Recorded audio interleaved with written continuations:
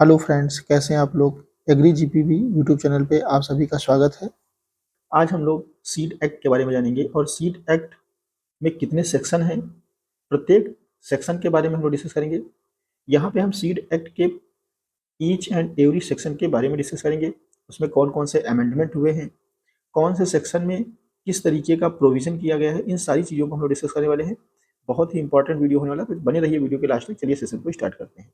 यहाँ पे सबसे पहले हम आपको बता दें कि जो सीड लॉ का इन्फोर्समेंट है, ये सीड एक्ट, सीड रूल और सीड ऑर्डर के साथ में इन्फोर्स हुआ था। अब हम लोग सीड एक्ट के बारे में डिस्कस कर लेंगे। देखिए, सीड एक्ट ये नंबर 54 1966 के नाम से जाना जाता है। सीड एक्ट जो है ये इंडियन सीड एक्ट के नाम से जाना जाता है। ये पास्ड हुआ था या फिर इनेक्टेड हुआ था पार्लियामेंट में 29 ऑफ दिसंबर 1966 को। देखिए, यहाँ पे सबसे इम्पॉर्टेंट चीज़ हो जाती है, ये जो टर्मिनोलॉजी यहाँ पे दे देते हैं, या तो पास्ट और या फिर इनेक्टेड, ये जो टर्मिनोलॉजी दे देते हैं, ये टर्मिनोलॉजी आपके लिए बहुत इंपॉर्टेंट है। अगर इनेक्टेड पूछता है या फिर पास्ट पूछता है, तो इन दोनों के लिए आप 29 दिसंबर 1966 पे ही पिक करेंगे। तो सीड एक्ट जो है 29 ऑफ दिसंबर 1966 में अगर पास्ट हुआ तो पास्ट की बात करेंगे, इनेक्टेड इनेक्टेड हुआ, दोनों चीज़ें सेम है। ठीक है। अब देखिए, जो सीड एक्ट है इसमें, या फिर हम इसको कहें इंडियन सीड एक्ट है, इसमें 25 सेक्शंस हैं और 11 पार्ट्स हैं, 39 रूल्स हैं। ये आपको याद रखना है। यहाँ पे 25 सेक्शंस हैं, 11 पार्ट्स हैं एंड 39 रूल्स हैं इस सीड एक्ट के अंतर्गत। ये सारे जो रूल्स बनाए गए हैं, जो आप 39 रूल्स देख रहे हैं, ये किस लिए बनाए गए हैं? क्वालिटी को कंट्रोल करने के लिए, रेगुलेट करने के लिए।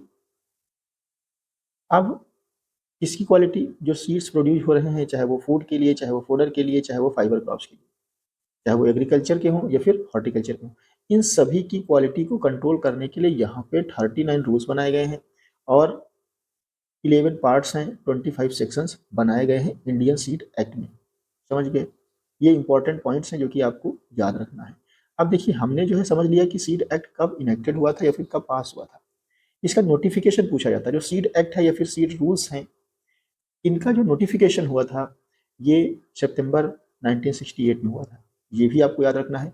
अगर पास्ट देता है या इनेक्टेड देता है तो 29 ऑफ दिसंबर 1966 ये आपको टिक लगाना है। नोटिफिकेशन की बात आती है तो सितंबर 1968 की बात आएगी। ठीक है। अब ये जो सीड एक्ट है पास हो गया, नोटिफाई हो गया, through out the country implement जब हुआ या फिर केम इनटू फोर्स की बात करेगा, तो ये 2 अक्टूबर 1969 में जो है ये केम इनटू फोर्स की अगर बात करेगा तो ये हो जाएगा, इम्प्लीमेंट हो गया या फिर फोर्स में आ गया, लागू हो गया एक प्रकार से 2 अक्टूबर 1969 में। तो ये आपको याद रखना है। अब देखिए, जो सीड एक्ट है, इंडियन सीड एक्ट है, और जो रूल्स हैं, ये जो है गारंटी देते हैं किस चीज़ की? मिनिमम जर्मिनेशन की और मिनिमम प्योरिटी की नोटिफाइड सीड्स। जो भी नोटिफाइड सीड्स हैं उनके मिनिमम जर्मिनेशन और मिनिमम जो प्योरिटी है, लिमिट्स है, उसकी यह गारंटी हमको देता है। ऐसा नहीं है कि कोई भी किसी प्रकार का सीड जो है आपको सेल कर देगा और उस पर कोई एक्शन नहीं होगा। ये जो सीड एक्ट है, ये जो है एक प्रकार से गारंटी देता है कि जो भी फार्मर्स को, जो भी प्रोड्यूसर्स को सीड मिल रहा है, वो जो है एक मानक जो स्टैंडर्ड है उसके अकॉर्डिंग ही मिल रहा है। अगर ऐसा कोई नहीं कर रहा है, रूल्स का उल्लंघन कर रहा है, तो उसके लिए अलग अलग जो है प्रोविजन बनाए गए हैं, उसके खिलाफ जो है कार्रवाई हो सकती है। ठीक है। तो यहाँ पे जो 25 सेक्शंस हमने जो है डिस्कस किया, जैसे कि हमने बताया कि इंडियन सीड एक्ट में 25 सेक्शंस हैं, 11 पार्ट्स हैं, 39 रूल्स हैं। तो यहाँ पे जो 25 सेक्शंस हैं, इनमें कौन कौन सा प्रोविजन है, इस चीज़ को हम लोग यहाँ पे समझ लेंगे। ठीक है। तो देखिए, सबसे पहले हम लोग डिस्कस कर लेंगे सेक्शन फर्स्ट के बारे में। तो सेक्शन फर्स्ट में जो है short title, extent and commencement के बारे में बताया गया है। यहाँ पे जो है 3 सब सेक्शन है और सेक्शन 1 जो है इसमें अमेंडमेंट हुआ है 1972 में। जैसा कि आपको पता है, सीड एक्ट या फिर सीड जो रूल्स हैं, इसमें अमेंडमेंट हुआ 1972 में। तो फर्स्ट सेक्शन में अमेंडमेंट हुआ है, amendment number 1 in section first of the principal act 1972। यहाँ पे 2 जो है सब सेक्शन बनाए गए हैं। सेक्शन नंबर 2 में आ जाते हैं। यहाँ पे डेफिनेशन दी गई है, हर चीज़ को डिफाइन किया गया है। यहाँ पे सीड क्या है, प्योरिटी क्या है, क्वालिटी क्या है, जर्मिनेशन क्या है, सारी चीज़ों को जो है डिफाइन किया गया है। तो in this act unless the context otherwise requires, तो यहाँ पे 16 जो है सबसेक्शंस दिए गए हैं, इसमें भी अमेंडमेंट हुआ है और जिसके तहत जो है जूट सीड्स को इंक्लूड किया गया है। तो amendment number 2 in section number 2 of principal act 1972 to include jute seeds, तो जूट सीड को यहाँ पे इंक्लूड किया गया है। अब देखिए सेक्शन नंबर 3 में जो है बताया गया सेंट्रल सीड कमेटी के बारे में। तो यहाँ पे ये बताया गया कि भाई सेंट्रल लेवल पे एक सीड कमेटी होगी, सीड कमेटी बनेगी।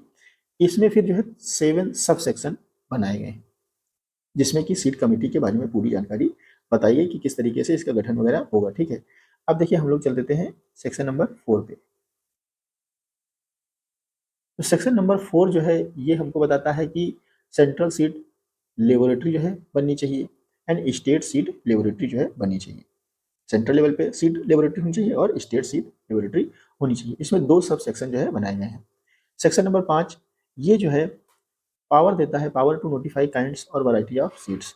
नोटिफिकेशन के लिए पावर जो है किसमें है, सेक्शन नंबर 5 में। बहुत ही इंपॉर्टेंट सेक्शन नंबर 5 जो है पूछा जाता है कि नोटिफिकेशन जो वैरायटीज का है ये किस सेक्शन के तहत जो है आता है, तो सेक्शन नंबर 5 जो है ये आ जाएगा नोटिफिकेशन के लिए। ठीक है, यहाँ पे आप देख सकते हैं, बहुत इंपॉर्टेंट है। Section number 6 power to specify minimum limits of germination and purity. तो यहाँ पे जो है ये पावर दिया गया है कि जो मिनिमम लिमिट्स है जर्मिनेशन की या फिर प्योरिटी की उसको जो है स्पेसिफाई किया जाए। यहाँ पे सेक्शन जो 6 है इसमें सेक्शन अगेन जो है सेक्शन बनाए गए सेक्शन 6A सेक्शन 6B। ठीक है, अब देखिए सेक्शन डी जो है, सॉरी सेक्शन 7 जो है इसमें क्या है, इसमें नोटिफाइड जो काइंड्स हैं या फिर जो नोटिफाइड वैरायटीज हैं इनके सीड्स के सेल का जो है रेगुलेशन के बारे में यहाँ पे बताया गया है। इसमें सेक्शन ए से लेकर के सेक्शन 7A से लेकर के सेक्शन 7D तक का जो है अगेन कैटेगराइजेशन किया गया है। अब चलते हैं सेक्शन 8 पे।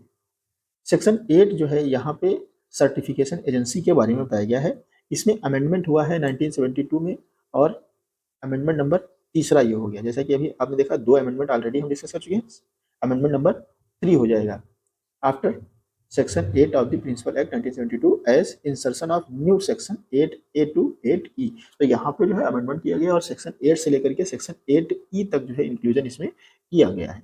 जैसा कि यहाँ पे अगेन हमने यहाँ पे लिख रखा है कि क्या क्या जो है इसमें जो है ऐड किया गया। तो सेक्शन 8A में जो है सेंट्रल सीड सर्टिफिकेशन बोर्ड को बनाने की बात की गई है। 8B में अदर कमेटी बनाने की बात की गई है। 8C में जो है ये बताया गया है कि कोई भी जो प्रोसीडिंग्स है बोर्ड या फिर कमेटी की ये इनवैलिड इस वजह से नहीं की जा सकती है कि भैया वैकेंसी यहाँ पे है। ठीक है, तो अब 8D जो है प्रोसीजर फॉर बोर्ड, बोर्ड बनाने के लिए जो भी प्रोसीजर है उसको जो है यहाँ पे दिया गया है। फिर इसके बाद सेक्शन 8E में सेक्रेटरी और अदर ऑफिसर्स को नियुक्त करने की प्रोविजन दिया गया है। तो ये जो है सेक्शन 8 तक हमने डिस्कस कर लिया। अभी जो है सेक्शन 9 पे आ जाते हैं। अभी हम लोग सेक्शन 9 को डिस्कस कर लेते हैं। तो यहाँ पे grant of certificate by certification agency. जब आप सर्टिफिकेशन के लिए सर्टिफाइड सीड प्रोडक्शन के लिए सर्टिफिकेशन के लिए जो प्रोसेस करते हैं तो यहाँ पे जो सर्टिफिकेट आपको दिया जाता है उसका प्रोविजन दिया गया है grant of certificate by certification agency. Amendment हुआ है, अमेंडमेंट नंबर 4 हो जाएगा, यहाँ पे 4 नंबर अमेंडमेंट हो गया। Section number 9 of the principal act 1972, तो यहाँ पे अगेन अमेंडमेंट हुआ है। सेक्शन नंबर 10 पे आ जाते हैं, रिवोकेशन ऑफ सर्टिफिकेट। अगर किसी प्रकार का कोई गलती पाई जाती है तो सर्टिफिकेट को रिवोकेट भी किया जा सकता है। यहाँ पे अगेन सेक्शन 10A और सेक्शन 10B जो है बनाए गए हैं। सेक्शन नंबर 11 में जो है अपील के लिए प्रोविजन किया गया है। इसमें अगेन जो है सब सेक्शन 3 सब सेक्शन बनाए गए हैं। सेक्शन नंबर 12 में जो है सीड एनालिस्ट के बारे में बताया गया है। सेक्शन नंबर 13 में सीड इंस्पेक्टर के बारे में बताया गया है। यहाँ पे अगेन 2 सब सेक्शन है। सेक्शन नंबर 14 में जो है पावर ऑफ सीड इंस्पेक्टर के बारे में बताया गया कि सीड इंस्पेक्टर के पास कौन कौन से पावर होंगे। अगेन यहाँ पे 5 सब सेक्शन बनाए गए हैं। सेक्शन नंबर 15 में ये जो है सीड इंस्पेक्टर को कौन कौन सी प्रोसीजर को फॉलो करना है ये जो है यहाँ पे प्रोविजन दिया गया है। अगेन यहाँ पे 5 सब सेक्शन जो है बनाए गए। सेक्शन नंबर 16 में जो सीड एनालिस्ट है उसकी रिपोर्ट के बारे में बताया गया कि किस तरीके से इसको रिपोर्ट जो है सबमिट करना है। सेक्शन नंबर 17 यहाँ पे जो है रिस्ट्रिक्शन लगाया गया है export and import of seeds of notified kinds और वैरायटीज। तो यहाँ पे सभी सीड जो है एक्सपोर्ट नहीं किए जा सकते हैं, सभी इंपोर्ट नहीं किए जा सकते, मतलब इस पर जो है रिस्ट्रिक्शन लगाया गया, रूल रेगुलेशन जो है लगाया गया। यहाँ पे अगेन जो है सेक्शन 17A 17B, तो इम्पोर्ट एंड एक्सपोर्ट से रिलेटेड जो भी रूल रेगुलेशन है, सीड्स के नोटिफाइड सीड्स जो है नोटिफाइड जो वैराइटीज़ हैं वो जो है सेक्शन 17 में आ जाएगा। सेक्शन 18 यहाँ पे recognition of seed certification agencies for foreign countries, ये जो है यहाँ पे दिया गया, जो फॉरेन कंट्रीज की सीड सर्टिफिकेशन एजेंसीज हैं उनके रिकॉग्निशन का जो प्रोविजन दिया गया है वो सेक्शन नंबर 18 में दिया गया है। सेक्शन नंबर 19 यहाँ पे पेनाल्टी के बारे में बताया गया है कि भाई किसी प्रकार का कोई अगर दिक्कत पाई जाती है तो पेनाल्टी का जो है प्रोविजन यहाँ पे दिया गया है। सेक्शन इसमें again section 19A B and C जो है यहाँ पे बनाया गया है। अब हम लोग आ जाते हैं, अब हम लोग सेक्शन 20 को डिस्कस कर लेते हैं। यहाँ पे फॉर फीचर ऑफ प्रॉपर्टी के बारे में बताया गया है। सेक्शन नंबर 20 में कहा गया कि जो है अगर किसी प्रकार की कोई दिक्कत पाई जाता है तो प्रॉपर्टी को जब्त कर लिया जाएगा। सेक्शन नंबर 21 में ऑफेंसेज बाई कंपनीज, तो यहाँ पे जो कंपनी के द्वारा ऑफेंस किए जाते हैं उसके बारे में यहाँ पे बताया गया है। यहाँ पे अगेन दो जो है सब सेक्शन है। सेक्शन नंबर 22 में जो है protection of action taken in good faith, ये बताया गया है कि अगर कोई गुड फेथ में एक्शन लिया गया है तो उसको भी प्रोटेक्ट करना पड़ेगा। सेक्शन नंबर 23 में जो है पावर टू गिव डायरेक्शन देने के लिए पावर जो है यहाँ पे दिया गया है। और सेक्शन नंबर 24 में जो है एग्जेम्पशन, किसी प्रकार का अगर कोई एग्जेम्पशन है तो वो यहाँ पे दिया गया। सेक्शन नंबर 25 में पावर टू मेक रूल्स बनाने के जो पावर है वो सेक्शन नंबर 25 में दिया गया है। यहाँ पे अगेन जो है अमेंडमेंट हुआ है तो अमेंडमेंट नंबर 5 जो है यहाँ पे हो जाएगा, क्योंकि 4 अमेंडमेंट हम लोग डिस्कस कर चुके हैं, 5वां अमेंडमेंट ये हो जाएगा। 1972 में 5वां अमेंडमेंट हुआ, इस तो यहाँ पे सेक्शन नंबर 25 में जो है अमेंडमेंट किया गया है। तो इस तरीके से हमने जो है टोटल जो भी सेक्शन थे सीड एक्ट के अंतर्गत उन सभी को डिस्कस किया। आज के लिए बस इतना ही, मिलते हैं नेक्स्ट में। Thank you very much.